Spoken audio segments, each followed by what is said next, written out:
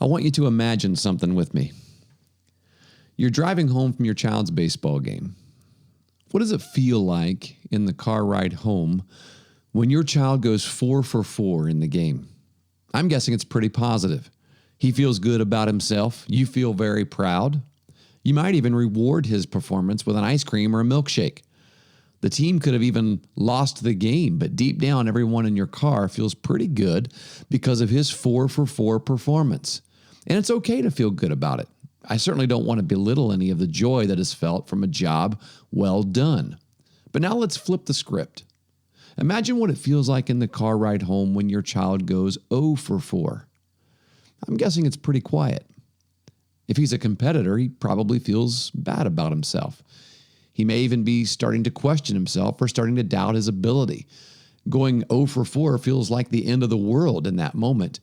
He feels like he not only let himself down, but he let his team down, he let his coach down, and he let his family down. Why does it feel that way? Why does he feel like he has let his family down? Well, perhaps it's because we only celebrate success in terms of the number of base hits he gets, or when he's pitching by the number of strikeouts he records, or when he's asked to play a different role that day, like being a substitute who comes off the bench, by the number of innings he was out on the field. Why does the climate in the car ride home change so drastically because of these factors? I'm not suggesting that we should all superficially act exactly the same after a player has had a bad game as we do whenever he or she has had a great game. And I'm not suggesting that it's even realistic to assume that he or she won't feel bad after a rough game. What I am suggesting is perhaps we need to consider new criteria for success and allow that to control the climate and the conversation in our car on the way home.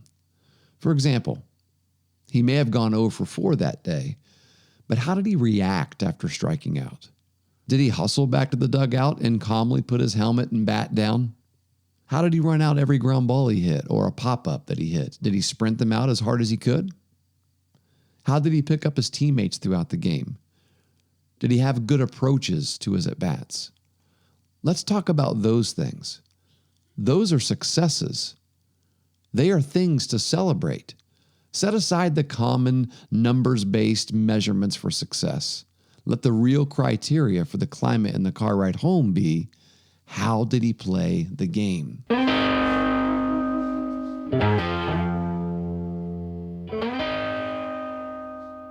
That is a brief reading from Building Champions, Coaching, Parenting, and Playing to Win in What Really Matters.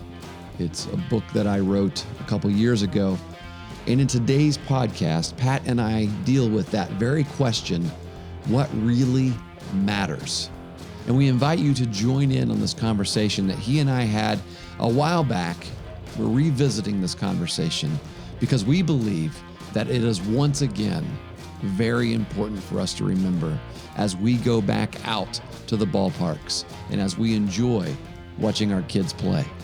It's episode number 58 of The Coaching Life, What Really Matters, and it starts right now.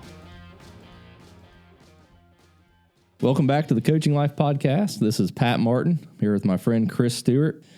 Coach, in the world of sports, there's all kinds of things to consider when coaching.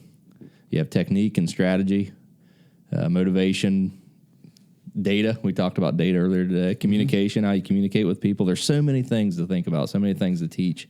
I think it's sometimes it's overwhelming to plan and to implement everything completely. Yeah. So as people learning and navigating, through this coaching journey that we have to figure out, we have to identify the most important things about our job, about our mission as coaches. And you wrote a book called Building Champions. I know we've mentioned it before, but in that book you talk about what really matters, right?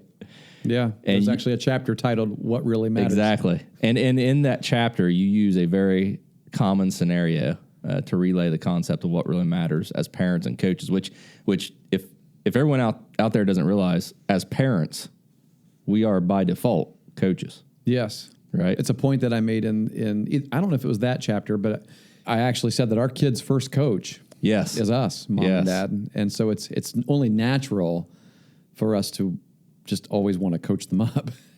Exactly. Yeah. Yes, it's definitely not. And the whys behind that's natural Yeah. too. But that scenario that you use to kind of get that point across is the car ride home. And I wanted to open this episode of the Coaching Life, which we've entitled "What Really Matters," by talking about that perspective, your perspective on that car ride home. Yeah. I wrote that chapter. I remember I was pondering what some of the car rides home felt like and sounded like back when I was coaching my son's travel ball teams. And this would have been between, ages 10, 11, 12, 13. We would often get in the car after a game, and it was funny because it's not funny, but it was interesting to me that the mood and the climate in that car was always dependent upon how he played. Yeah. And what I mean by how he played is not necessarily the important aspects of how he played. Right. There's a difference. Yeah. But how many hits he got, how many errors he made, how many pass balls he allowed, things like that. Right. How many, and sometimes the conversation also revolved around hustle. Also, hustle has always been a big sticking point with me. If you don't do it, then I'm getting on you pretty good about it. And if your effort isn't good, and I just found myself kind of one day. I remember this has been a few years ago now when I wrote this, but just going back to those times, and okay, I was 2 and 3. I was 3-4 years removed from it, and it just seems silly to me that I allowed our entire mood in this. I'm talking about a car ride home. Often I'm talking about from the ballpark to the hotel, and so we're looking at 10 minutes, 15 minutes, and we're just 15 minutes or so after the game has ended, and I'm already starting in on him about what he could have done better. Yeah. And I realized that, as a 12-year-old, he's thinking about going to the pool here in just a few minutes. I think he definitely was, right? Because that was one of his greatest memories, back at the episode what he that we had told Brock us. in. Yeah, that's exactly right. That's a good point. I don't think it's just in the car ride home either that you have those thoughts. And here's why: if you think about it, when you think back, and because I've done the same thing, when you replay it in your head, it's silly because nothing positive really ever comes from those moments that you're being negative in the car ride home. Nobody improves from that spot. You know what I mean? It's not a good coaching time. Right. And I kind of relate to the same thing, even during games. I remember reading the chapter for the first time and thinking about that. But it's kind of something that helped me redirect my focus in this situation. And you see this all the time in sports, sports specifically, when a kid makes a mistake on the field. Immediately, coaches, parents, anybody, they're screaming, you need to do this. Get your glove down.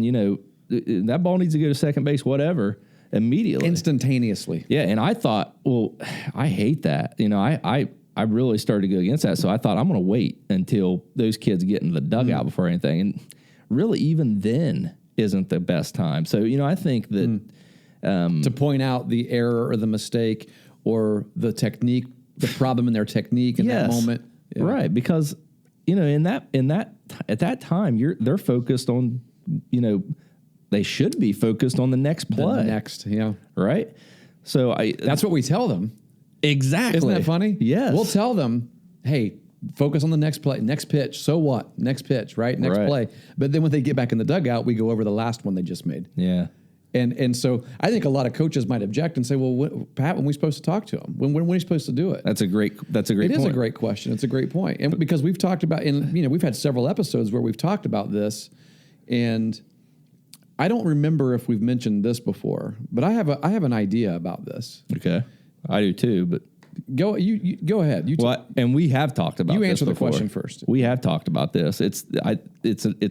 We've talked about in the form of unstructured free play a little bit, but these are the times where we can just sit back and watch and observe and make notes. Make notes. This is when pen and paper comes answering into play. at exactly the same way I was. That's your practice plan, Yes. right? Buy a notebook, a little one, put it in your pocket. Take little note cards with you. And if you do that, one, it takes a little bit of the edge off the situation to begin with. Yeah, it absolutely does. And like I said, you develop your practice plan during these games. You're ready to go. You know what you need to work on for the next practice. And here's what I always find happens to me as well. And when I say I'm speaking in the present tense because I still do this as one who has assisted the Athens softball team for the last couple of years, I always have a little moleskin notebook in my back pocket, or if I'm wearing shorts, my front pocket or wherever, just holding it. And when something happens that I am tempted to want to pull the person aside right then and coach them up or shout it, I get the notebook out. And it's funny because I had girls ask me, what were you doing in that notebook? And I said, well, I'm keeping notes of the game and then we'll talk about it later. And what I find is that often the things that I write down in the heat of the moment, like I can't believe they just did that. when it's time to go back and discuss it and to work on it, it's not nearly as big of a deal as it felt like it was in that moment. Or you realize that this is something that you haven't worked on enough. It's not their issue, it's my issue. Yeah, exactly. Yeah. Which really almost, that's a way to look at it. Any mistake that happens during a game, that's a coaching issue. The majority of the time, it's going to be a coaching issue. Right. The majority of the time, I would go with that. I would agree with that. Yeah. So I think, to start out what we're talking about here today, there's never really a great time to emphasize negative points. You want to be positive. And well, and you know what's funny about that? I mean, I do know what you're going to say. I'm positive they screwed up. Good. It's the difference is in if they're 0 for 4, you're a lot more tempted to want to talk about it in the car. That's true. If they're 4 for 4 that day, you might say, "Man, you had a great day. Let me get you some ice cream." That's what I meant. And the point that I was trying to make is in that chapter and asking the question, what really matters is we're communicating to them what really matters by the way that car ride feels. Right. Yeah. We put so much emphasis on those data points of success. Yeah. That really might not be that. I mean, they already feel like crap that they're 0 for 4. Right. The truth is, the kid. Sometimes we've said this 100 times. Sometimes the kid that's 4 for 4 really didn't maybe swing the bat all that great, and the kid that was 0 for 4 may have and just got unlucky. They're not always in control of the things that we tend to want to talk about in the car. Right. They're not in complete control of whether or not the team won or lost. They're not in complete control of whether or not they got 4 hits that day or didn't get any hits that day. They're not in complete control of where they played, how much they played and things like that. And I know that sometimes the frustration that we feel toward our team's coach comes out in the car as well. And towards the result of the game. Towards the result of the game. Yeah. And so it just all comes out. And that whole climate. And really when you look back after 3 or 4 years and you think back through those conversations in the car ride home, those things really do not matter. They don't. They just don't. What matters? What matters? There's people out there listening right now, and they're saying, wait a second, my kid goes 0 for 4 and makes an error in left field. How am I going to find any positive in that? What matters? Yeah, what criteria can we use for success? How about this? How did he react if he struck out 3 times? How did he react? What did it look like? So if your kid struck out 3 times, you can't always. It's going to happen. It's going to strike out a lot. That's the game. But how did he go back to the dugout? What was his attitude like going back to the dugout? What was his attitude towards the next batter? Towards his teammate? Towards his teammate. Was he back up on the fence cheering for that teammate? Because if you saw him react in that way, that's a very big positive. That what, you just failed and you were able to shake it. It maybe made you mad. It maybe made you upset at the moment. But I saw you go in there and set your helmet down, grab your glove and your hat, and get back up on the fence and cheer on your teammates. And I'm going to tell you, son, I'm proud of you for that. Yeah. Why can't we tell them that? We should. Yeah. Because, And if they, let's say they reacted in the opposite manner. Right. Let's say they moped back to the dugout, or they looked at the umpire and had some few choice words for him, or they got back to the dugout and they slammed their helmet down and they sat down on the bench and they pouted about it. If you want to coach them up on something, later that night when you're getting ready to put them, say their prayers before bed, that might be a good time to bring that up. But again, I don't think it's appropriate in the car ride home or immediately afterwards because they're not going to hear it in that point. You're right. But wait for a moment when they're going to hear it. And then, yes, if you want to coach them up on something, coach them up on their attitude and their effort. Yeah, I completely agree. Effort's a huge thing. As they get back onto the field after the inning, are they sprinting onto the field? They have positive energy. There are a lot, yeah.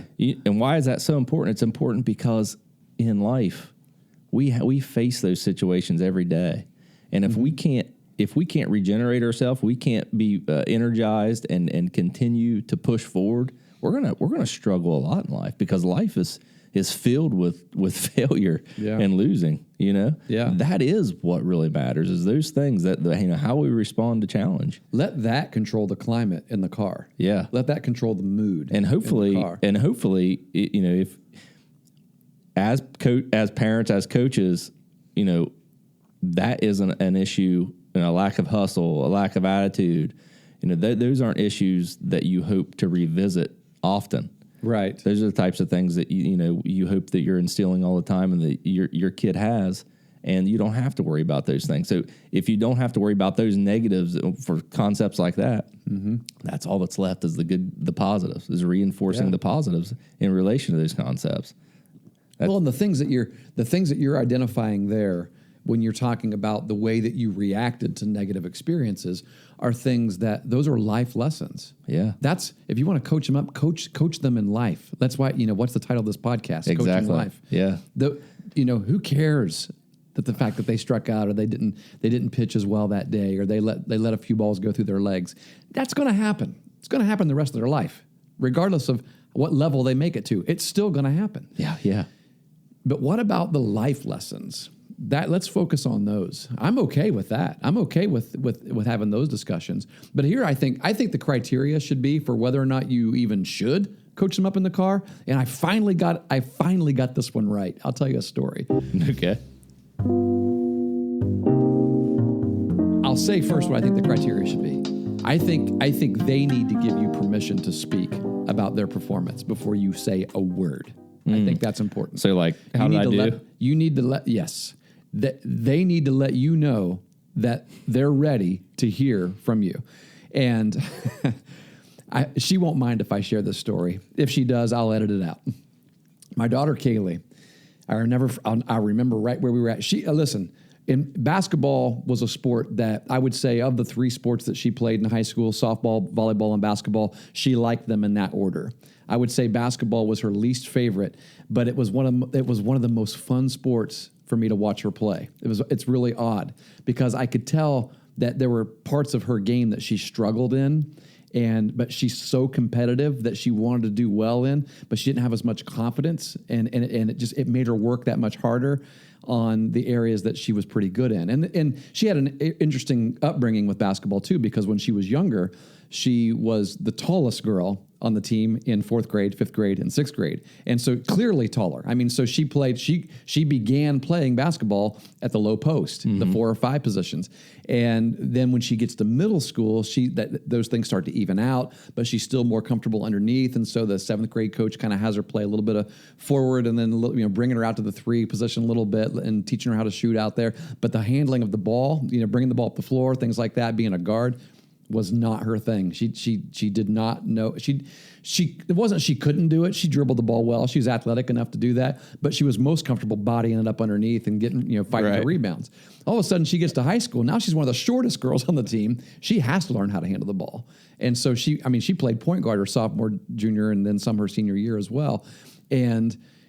That's where I could tell she was uncomfortable. It was funny. I would watch her, and she really improved her shooting game and everything too. I would watch her pass the ball off to another guard, and then you would see her eventually just try to find her way closer to the basket because as soon as the shot went up, she had such great instinct for where the ball was going to go.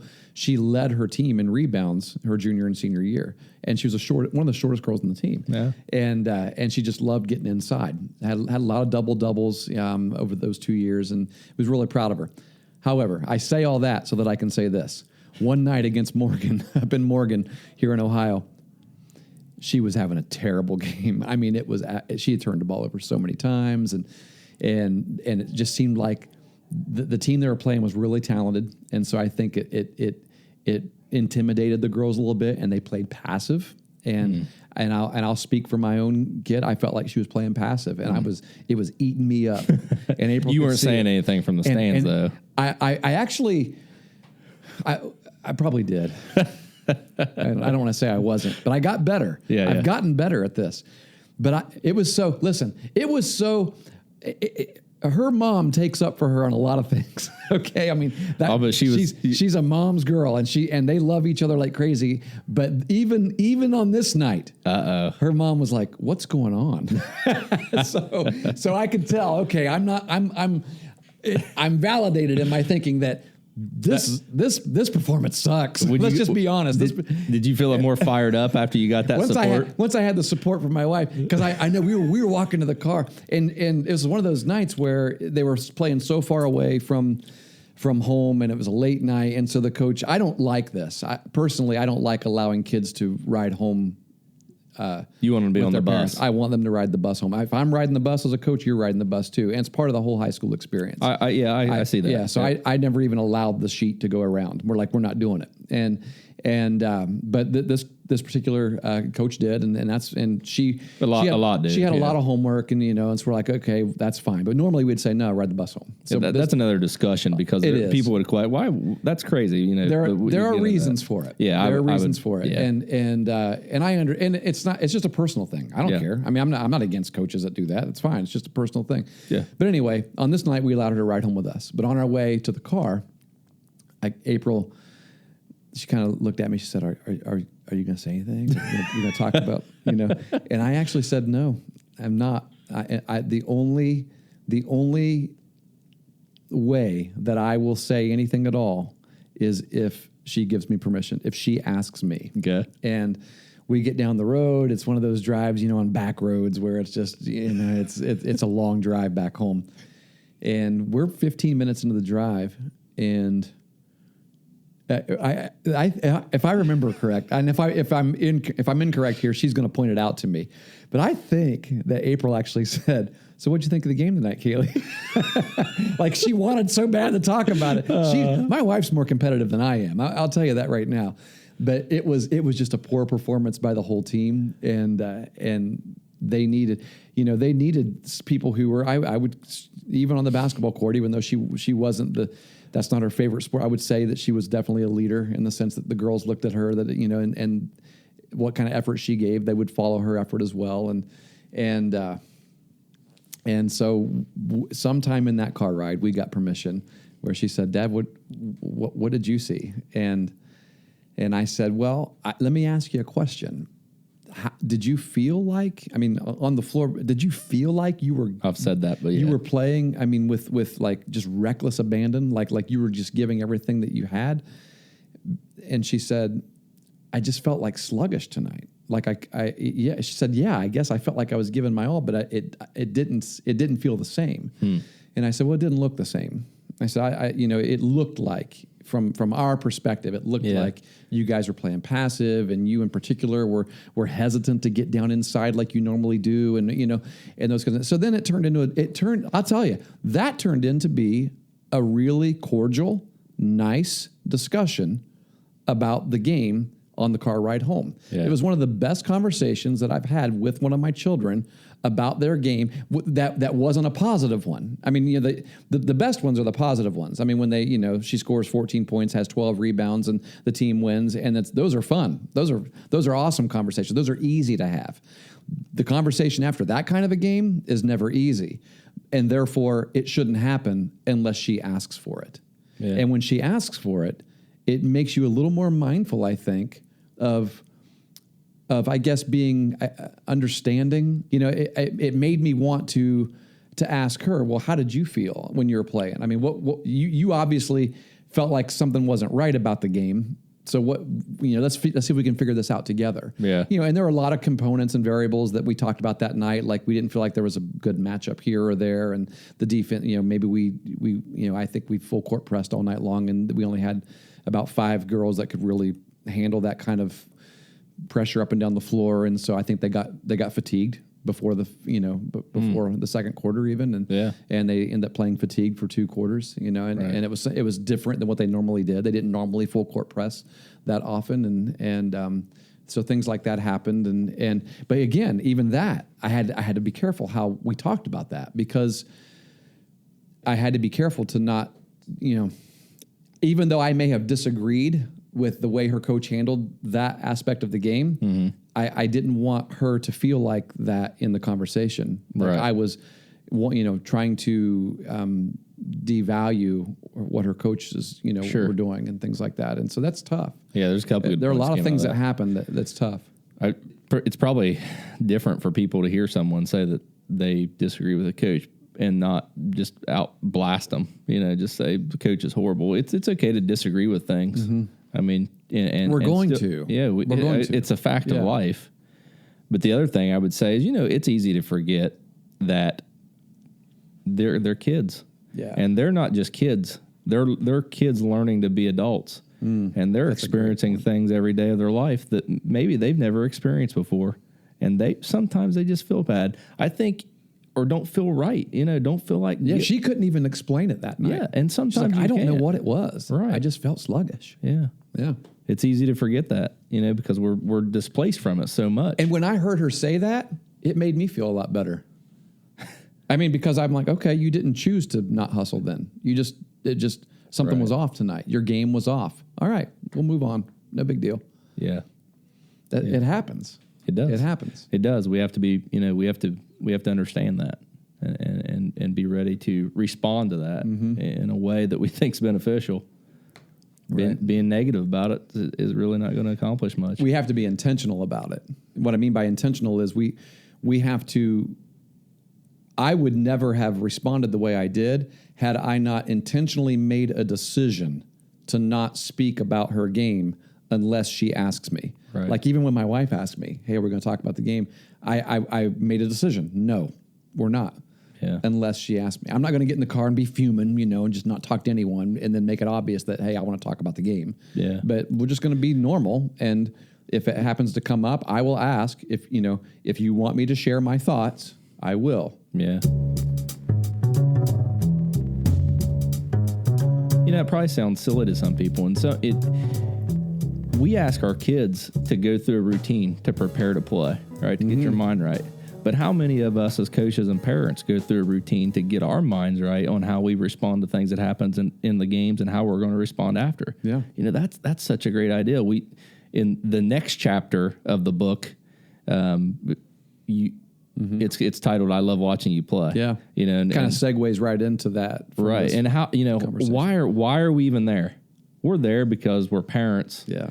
Or because we're individuals that have an investment in the development of these kids, going into adulthood. Yeah. I've got an example, and I said it for a while. I don't know that it's really still true, but I do think it was true in our area. Soccer became real big for a short amount of time a few years ago. I remember Jake, my oldest son might have been 7 or 8, and everyone seemed to be playing soccer. In your particular area of the world. Yeah. And it never really, I think it's been there here and there, but, a league popped up and, had all these kids interested in playing the league. And I think one of the main appealing factors, there was a couple, but it was mainly the parents didn't know anything about soccer. Yeah. Right?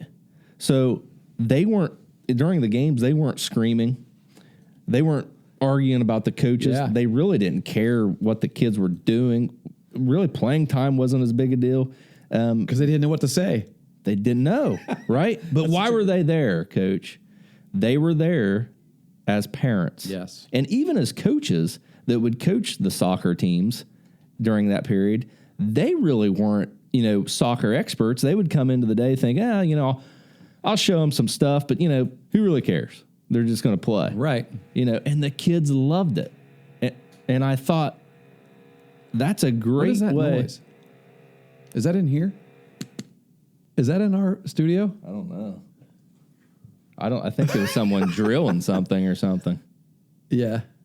Huh, that's odd. Do you remember where you're at? I don't. I think I got everything out.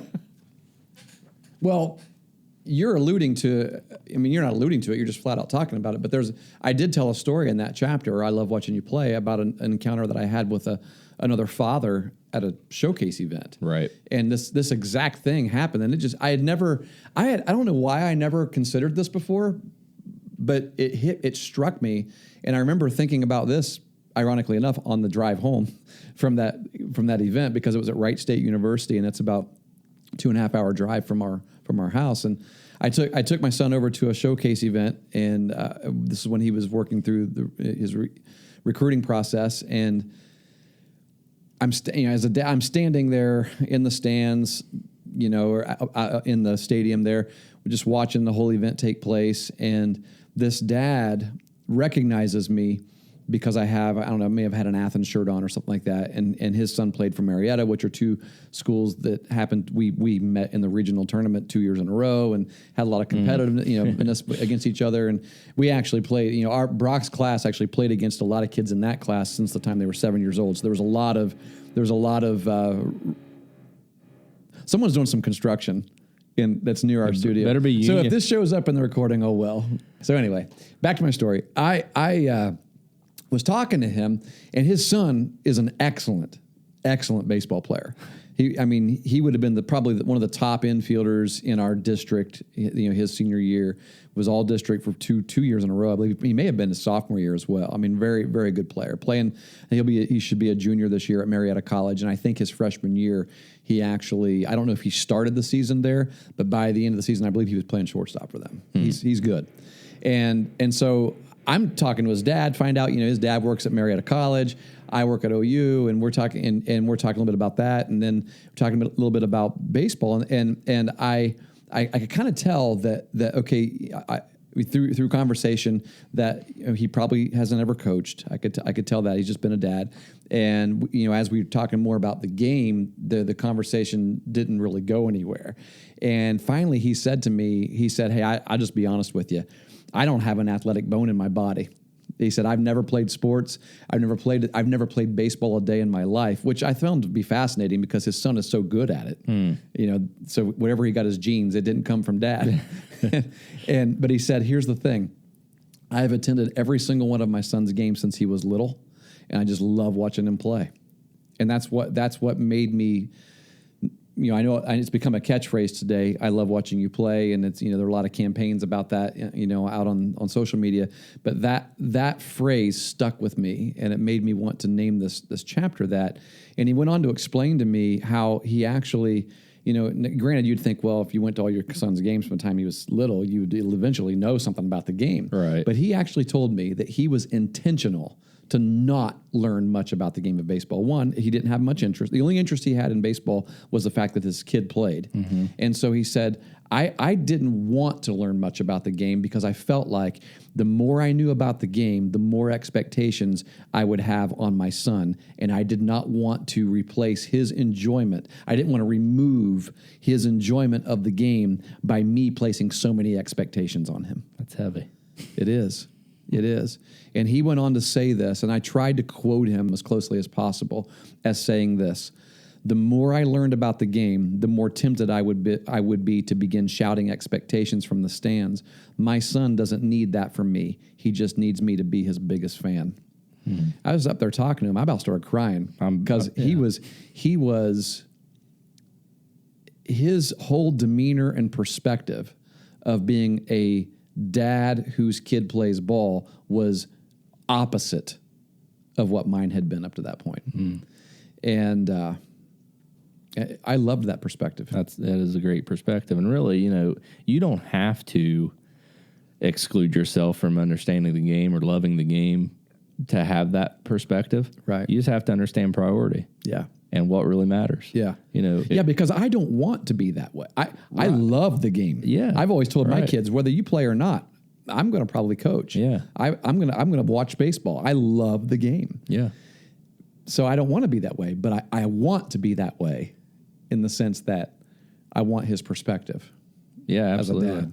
It's good stuff. I mean, all the other things that we talk about are relevant. How the technique and the data and the stats and are People might be surprised at how much you and I actually do talk about that, because we talk more about the technique and data and coaching points outside of the podcast studio, and but we come in here, we talk about this stuff a little bit more because I think this is the most important stuff to talk about. Exactly. And you can get the other stuff anywhere. Yeah. But the stuff that seems like guys and gals and people who are coaching need to be reminded of more is this stuff. Yeah, I agree. And going back to what I was saying about soccer and the soccer experience that I was talking about and how we have to prepare ourselves to be good coaches or the parents. Have a plan, have a system for the way you're going to respond to and things. change your perspective a little bit. And how do we do that? And we talked about coming into this that we were going to talk about two chapters, but as I was reading through and just doing a little bit of research, I did glance over at the next chapter, which we've talked about before, and the next chapter is titled "A Different Perspective," and you give this great. You talked about what the kids expect out of us when we're in the stands, but you also gave a great scenario that impacted me personally because I remember being at a Sandlot or a 10U travel game, and you were there. We were talking to each other, and you were talking to me about this concept. And during that game, what I saw a kid in one inning. Probably, I think he made 4 errors, and they were tough plays. It was a 10U game, right. right. They were tough plays. Off the end of his glove, hard, bad bounce, whatever. But he made 4 errors, and the reason we were talking about it is because when you came over, you said something like, "I heard that he had a rough inning," and I said, "Well, I was kind of sticking up for him." You know what I mean? And the catch is, I minimized those mistakes because I was not invested in that game as, say, I would have been if that was my son. If that was my son, it would have probably been a bad moment for me as a parent and for him as a player. I probably wouldn't have handled it well. Yeah. Right? But because I was not invested in that game, I had a different perspective. So I think, going out, if people's out there listening and they're like, "Hey man, I want to be a better, but I don't know how to do it," I think a great starting point is to go find a 10U game or go find an 8U game and just watch it by yourself and find one that you don't know anyone playing. Yeah, you don't know any of the parents and you don't know any of the umpires. Yeah, you have nothing vested in that game, in that experience at all. Right. I'm getting goosebumps because I'm getting to a point that I want to make. But you go do that, and like you said, the umpires won't be as bad. Yep. Right. They'll be much more fair. Right. You'll see them giving a lot more effort than what you do. The coaches won't be as bad. Or you won't care as much. And you won't care as much about the umpires. What will you care about? You'll care about the enjoyment of the game. You'll care about watching these kids play baseball. Yeah. And the point I want to make about the 10U kid is this. This is what we miss. This is what we miss when we're so invested and we let it drive, the way we respond negatively. We miss that what this kid did. He was a great teammate. He hustled off the field. He hustled on the field. He actually got moved to a different position. His body language was still positive. He still fought. He cheered his teammates on. And let me tell you, from an outsider's perspective, I learned more about that kid. Yep. In that moment, in how he responded to that failure, than if he would have scooped those ground balls up and made the plays, because what he told me was he's a winner. Yeah. You know what I mean? And those are the types of people in life that we want on our side. Those are the type of people in life when we go out and we're trying to find people, to fill positions and fill leadership roles. Those are the types of people that we want. And if we're so invested in the game that we are rehashing these negative points, it's so easy And that's to all miss. we're thinking about. Yeah, it's easy. Man, that's a great point, Pat. Yeah. That's what we miss. Ask yourself, what am I missing Yeah. in this? What am I missing because I'm so focused on something that doesn't matter as much? Right. And there's things that matter much more, Yeah. you know.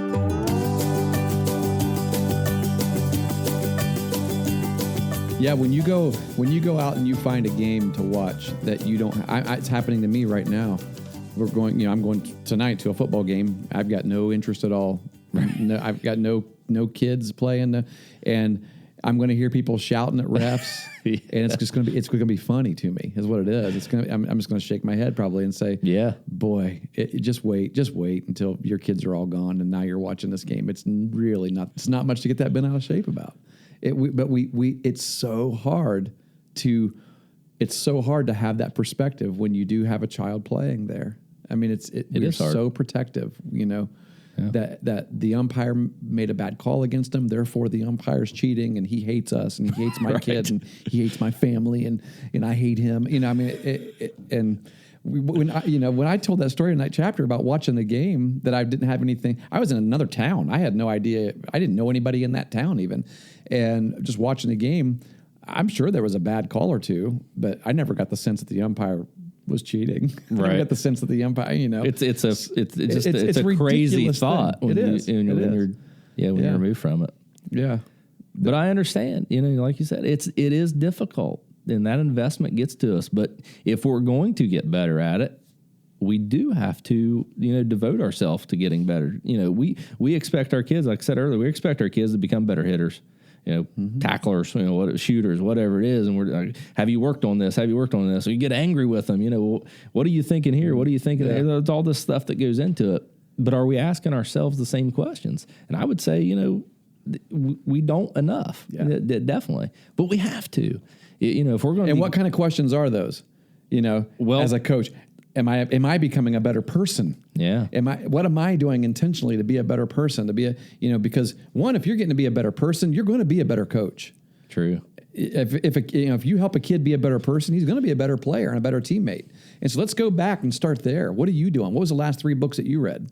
Yeah, great Mom, point. dad, coach, because that's going to help you. It's going to help you be a better person. It's going to help you have better perspective on things. And, if we're not being intentional about those kinds of things, then that's when we lose perspective and we get so focused in the smallest things that don't matter much in life become the biggest things to people. Right. And I mean, you notice that. I mean, there are people, you go to ball games. I remember there was a kid whose dad was a biochemical engineer, had a lot of stuff on his plate, a lot of stuff on his mind, and he would come to the games and he would never say a word about the game. I mean, he would never, and he knew baseball, but he would. I remember this dad. He would just enjoy the game, And I wonder, well, what is it? Well, because he's got a better perspective on things. He's got a much bigger perspective. I'm not saying that people who are more intellectual don't yell as much. We know that's not true. I've seen the opposite of that too.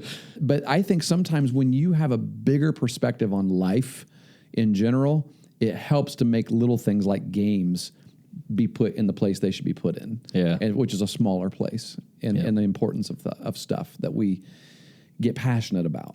Definitely. So how do you grow your perspective? Just like you said, you read books, you listen to podcasts like right? this one. Yes. Yeah, exactly. Share it. You communicate. I brought a point up a couple weeks ago that I know both of us have thought about, and that is how do we expand our listenership in this podcast to the places Right. and the people that need it most. Yeah, exactly. Because people who need it most aren't listening to podcasts. Right. They're not reading books. They're not seeking training for themselves. But we want, how do we change that? Yeah. How do we make it happen? And maybe that's something that you guys that are listening and you people that are listening to this can help us with. If you're a high school coach, you have a lot more influence than what you might realize to suggest things and to, heck, if you're involved in your town's youth league, you can require certain things. You could say, hey, listen, if you want to coach, here's some things that I'm going to give you. There's some resources I'm going to give you, and we're going to talk about them in our coaches meetings. Or I don't know how things work in your towns, but there's got to be ways for us to to get people the training and to give them, I guess, the perspectives that you and I are talking about. And it's not just about us. We're talking about anything. I mean, put anything in their hands. I don't care what it is. But we just try to take the best of what we've learned and put it into these podcast episodes. And I think the feedback that we're getting from people that are listening is good. It's positive in the sense that, hey, yeah, we're hearing people say, I wish a lot of people would listen to this. And we know that it's growing because we're seeing that we have a way of looking at those analytics a little bit. But man, I think so much more could be done. Yeah, I think it's one of the challenges that we have is people are really guarded about knowledge about these types of things, and they don't want to listen. And I think if you're sharing stuff like that, an immediate rejection might not go over too well for you. You don't really want that. You're kind of, like I said, you're guarded towards that. But like for me, I've been, ever since we've been doing the podcast, I've been telling everybody, hey, do you listen to this podcast? Do you listen to this? Go listen to that. Not just ours. I'm talking about, Yeah, if you don't like ours, there might be one out there that you do. There definitely is. Yeah. There's podcasts about everything out there. You know what I mean? There's just all kinds.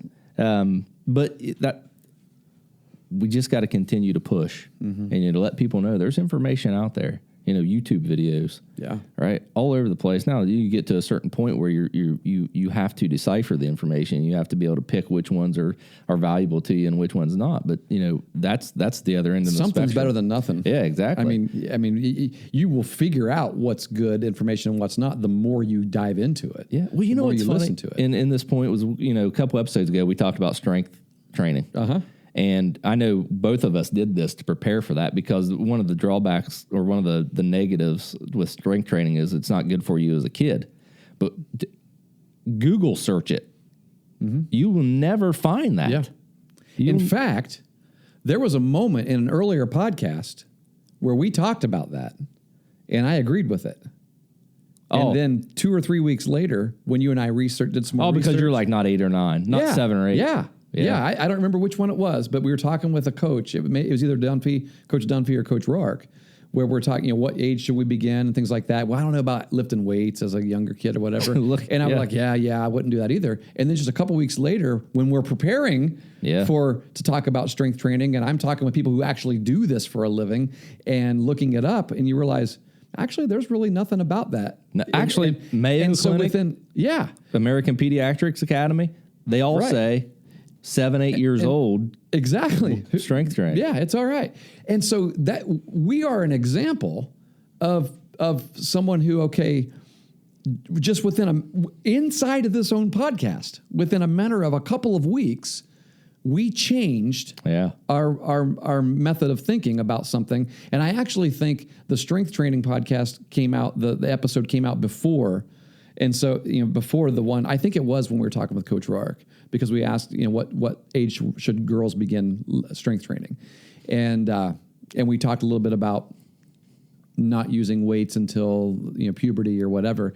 And there's just really no science about that. There's no science there's no medical science that says that would be a bad thing for somebody. No. And again, you got to go back and listen to the entire strength training episode, because we talk about the importance of understanding, being able to do body weight stuff and good form and things like that. We don't want to rehash that now, but the point is we changed. Yeah. We changed our mind. That's life, isn't it? Yeah. That's how we live, and we shouldn't be so, I won't say scared, but we shouldn't be so objective to that idea. So egotistical. It's egotistical. Yeah. And people who play sports are egotistical. Yeah. We got big egos. Nature. That's a good point. Yeah. We have, there has to be you almost have to have that a little bit, overconfidence or whatever. But, what's our listeners up to? 100 or how many listens did we have? As of this point, I think there's 22 states are represented in our listenership, which is good. We're almost half the country. Three different countries: United States, Canada, and UK. Yeah. And over 1,000 listens, right? So far in total. We're 1,300 or so. Yeah. We're getting close to that number right now. It's growing by 100 listens. It seems like a week. Yeah, we love the listens, and everyone out there. We want the subscribers. We do. We want you to get get your platform client out there, your Spotify or Stitcher, Apple Podcast, Google Podcast, Overcast, whatever it is you're using. I forgot which one I was using. Yeah. The thing is, it's free. This is a free resource. Right. We're not doing that. We're not making money doing this. We're not doing this. This is not. We're not yet. Someday I'm going to retire doing this. So There you go. Yeah, we're not going to say we'll never try to get sponsorships, things like that. But right now, we're just doing this out of the goodness of our hearts because we love coaching, we love people, we love kids, and we love talking. And so we right. We did it anyway. We were doing it anyway, right? We would have had really. We're having this conversation with microphones in front of us. That's the only difference. Otherwise, we'd be somewhere else. Texting it or sitting having lunch, something, eating wings, and talking about it. But, right. But we want to help, and we want people out there to understand that, get as many resources as you can, to help yourself get better as a parent, as a coach, as a person. And, that's what we want to do. Yeah. You asked a question earlier, how can we make sure that we are focusing on the right things, focusing on having the perspective like the dad that didn't know anything about baseball, but just loved watching his kid play, and he had a better perspective. But how can those of us who do like the game and who do want to learn about the game and who do coach the game, how can we make sure that we're keeping that perspective? I actually had a little test that I started giving myself after I learned this particular thing from a coach that I really look up to, and a coach that has been a mentor to me, but I've never met him. I've just read about him, and I studied a lot of the things that he's written and watched a lot of videos of him talking, and that's Coach John Wooden. And I've talked about John Wooden a lot over my lifetime of coaching because he's been one of the greatest influences for me as a coach. And I'm very proud of that because I can't think of a better character, better man who coached a game, but coached people. And I wrote a chapter actually in my second book called Coaching Life, which actually probably is just a continuation of the first book. I should have been a little more patient in putting out the first book because everything that's in here probably should have gone in the first one. Maybe I'll do a second edition and actually combine these two. I don't know. But, I don't know. I like them as separate. Okay. Entities, yeah. Okay. Well, this chapter is actually called the Building Champions Test. And what I wrote about was that I decided to give myself a test, and this test came from something that John Wooden said, and it actually isn't original with Wooden. It originated with a coach that John Wooden had himself. And what happened was in an interview, someone asked him how UCLA was going to be this year. What's the team going to look like this year? That was kind of the question. Hey, coach, what's the team going to look like this year? And he responded by saying, I don't know yet. Ask me in 30 years. Oh.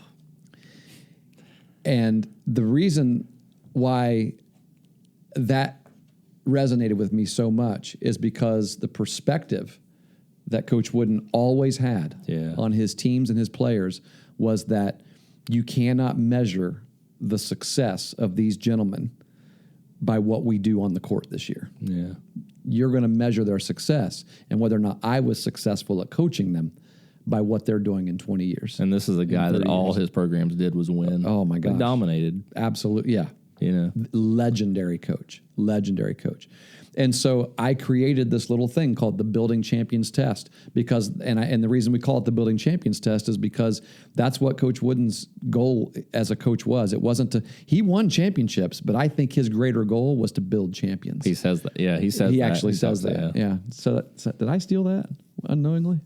I must have stolen that. Building champions. So I don't think he's. I don't know that he says building champions, but if you read John Wooden books, oh yeah, you get that. He's talking about personal development. Yeah. That's what the books are about. You pick it up as a basketball person.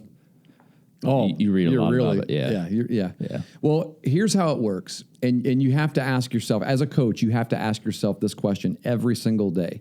You have to hold this question up to everything that you plan in your practices, everything you plan in your day, every speech that you give to your teams, everything. Every time you coach someone up, just remember this. Let this question, this test, this Building Champions Test be the theme of your coaching. And that question is just simply this: what am I doing today that is going to help people I lead to be successful in 20 years?